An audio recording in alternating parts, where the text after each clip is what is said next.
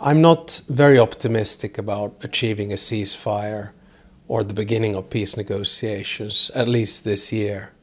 I mean, perhaps if we get something going by February, March, that would be good. With hybrid warfare, the problem is that you can never stop it completely because it is so unpredictable. But you have to be able to set up defense systems and deterrents that you're prepared, and then that you can immediately repair any damage that has taken place. But I do think there's one more element there, and this is where I think Finnish Sisu or calmness comes in, that, don't panic. These things happen in today's world.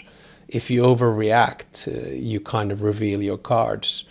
You have to find the right way to react, deal with it, and then move on. And I can explain to President Trump what Finland went through, or how I see the situation on the battlefield, or how do you deal with Putin. And then, if he accepts 1 out of 10 ideas, that's good. What we basically do is we give messages to the President of the United States. By we, I mean European leaders. And then, of course, we interpret President Trump to President Zelenskyy and vice versa.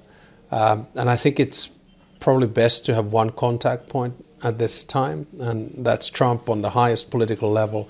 But it is clear that the rest of us have then other types of relations which don't feed to the highest echelons of power in the Russian Federation. I think that probably Marco Rubio realized that no point in taking President Trump into a situation whereby he doesn't get a deal or anything out of that meeting.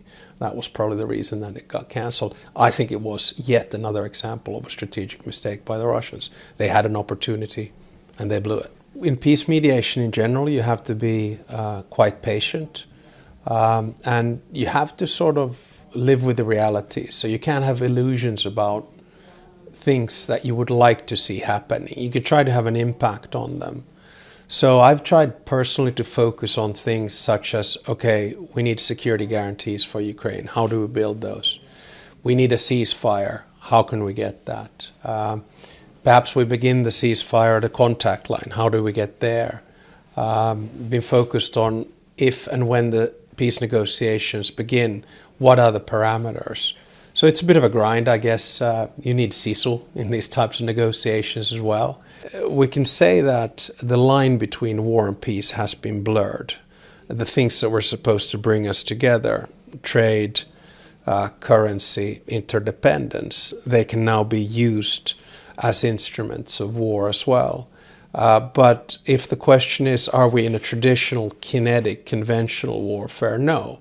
But is there hybrid warfare? Yeah, definitely. Cyber attacks are a good example thereof, and it's just very important for us to keep our defenses up.